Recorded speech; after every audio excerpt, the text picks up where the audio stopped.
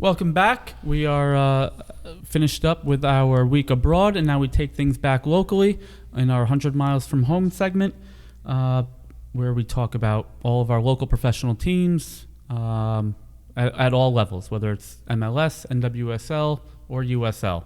Our first game of the week was NYCFC and Atlanta. Oh. And NYCFC seems to be in a little bit of trouble here. They have the youngest roster in the league. They have a manager that on the men's side is totally unproven. He's been here now a couple of years, and it does not seem to be getting any better. Yeah. At home against Atlanta, with Atlanta missing their top goal scorer, they settled for a 1-1 draw. 23 shots on target. 23 shots, only 3 were on target. Lack of efficiency. Again, I know there seems to be always those issues with young strikers. You're going to have that kind of stuff. But there's no sense in my opinion, going back to the same style every game. Absolutely. Something's got to give. You know what I mean? Efficiency is compromised. Chemistry is compromised. You need to find a solution, and quickly, actually. I agree. We're still early in the season, but, they say you can't win the league, in April and May. You got to start strong. You got to build up at least. You know what I mean? One thing is not getting the results. One thing is not being able to push through, but another one is just sticking to the same thing, like you're saying. We need to change. We need to improve the situation. It's necessary right now. Sure. And in the face of that, manager Nick Cushing continues to back one of his young forwards, Mounsef Bakrar. I, for the record, have been Bakrar out since from the beginning, day one. He just, for me, it's not getting it done. He doesn't get it done. Doesn't do it. High work rate, that's great, but you need some substance with it. It's like everything. Professional sports are sink or swim. Yep. You can have a lot of talent. You can do, too many great things in the intangibles, but you have to deliver. You have to deliver. Yep. And we actually, if we can cut to it, we do have Nick Cushing speaking at the post-match presser after the Atlanta game, talking about Mounsef Bakrar. I consistently communicate with Mounsef around this situation because I think it's common for a lot of number 9s to go through a period where they maybe don't score as many goals as they feel they should, or maybe where they have a huge desire to score. Tati went through this in 2021 and ended up with the Golden Boot and the championship, and I don't say that's going to happen. I'm a realist, but at the same time, I can guarantee you that Mounsef Bakrar is going to score goals.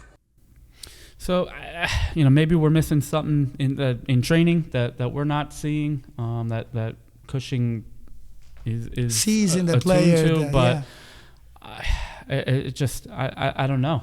He's scoreless in his last 841 minutes across 11 games, going back to last September. That is not a drought. That is a sign that you're just not clicking. It's just not clicking. There's a lot of this expected goals and all these metrics that.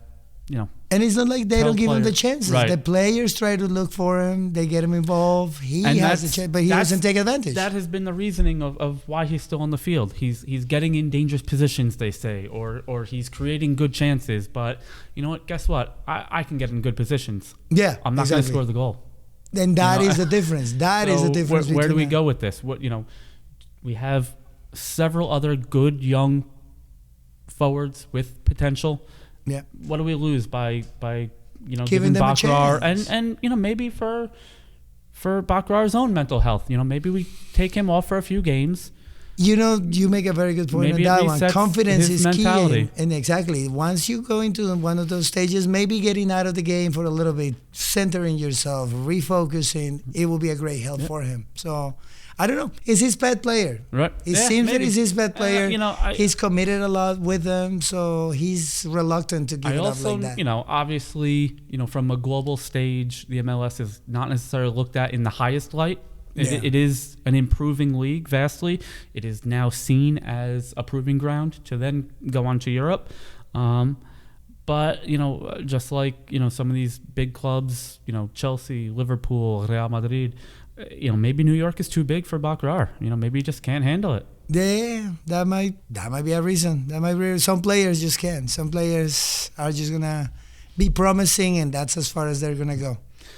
All right, well, moving on. Elsewhere in the MLS, the New York Red Bulls won at Cincinnati 2-1.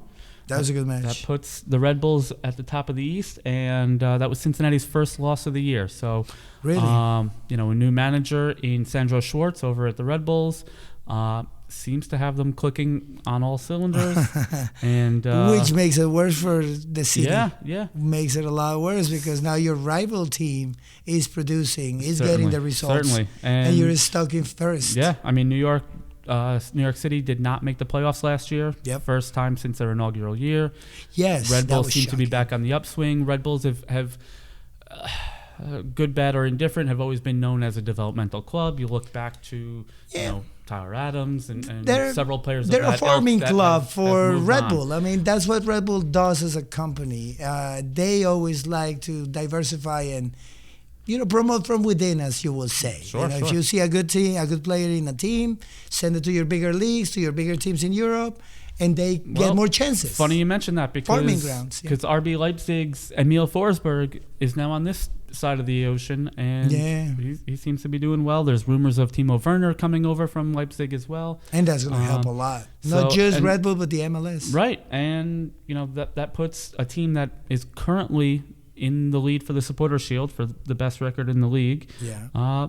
Gives them some more firepower as they move along. Absolutely. It's going to be scary for the MLS. Right. But don't tell any of that to manager Sandro Schwartz.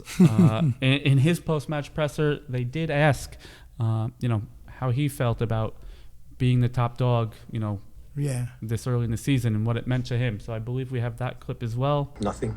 To be honest, nothing. It's more important to have that we have this performance, that we have also this confidence, that we are also dominant in a away game in Cincinnati against a top team, against a top coach also, and it's good to get these results, but only 7 games now in the regular season.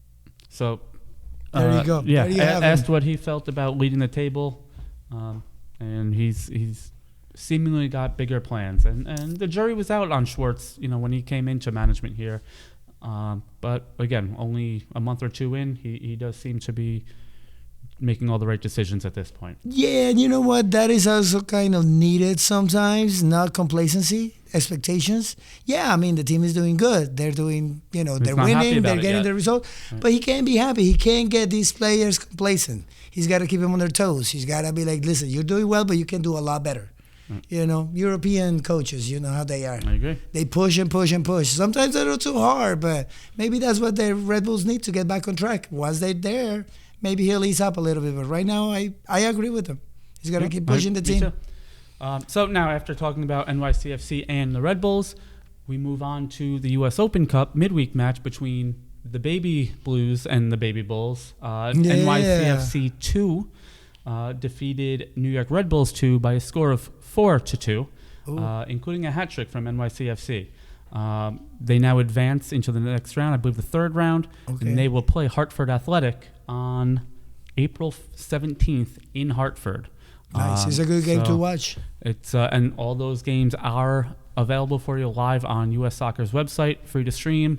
So hopefully we bring back a little bit more awareness for one of the oldest competitions in global soccer with the U.S. Open Cup. Exactly. And it's, again, I think to bring soccer back. We need to start supporting the lower levels of soccer. The MLS is coming up too, but alongside the MLS, we need to start bringing, the smaller teams, the younger teams, the farming groups. And some of the independent lower league teams as well. So we have NYCFC 2, we have Red Bull 2, we have Inter Miami has their second team, we got Los Dos, the LA Galaxy's junior team. We have all that, but we also have some independents, such as Hartford Athletic, who's also fairly local to us here. and the opponent for NYCFC 2 next week. Okay. They played Miami FC over the weekend, and they came away with a victory as well, 3-2. Oh, very nice. The Northeast, our general tri-state area, seems to be faring pretty well this week, with the exception of NYCFC, although we'll take the draw. Hartford Athletic, with only 40% possession, by the way, was able to pull out that victory. Ooh, those are good numbers. Sometimes you don't have to have the ball. You're just going to score the goals. It's what you do with it, right? Yep. All right. Absolutely. So after this next break, we'll come back with a little of our cherries on top, and we'll see what Bournemouth did in the Premier League. See you guys in a minute.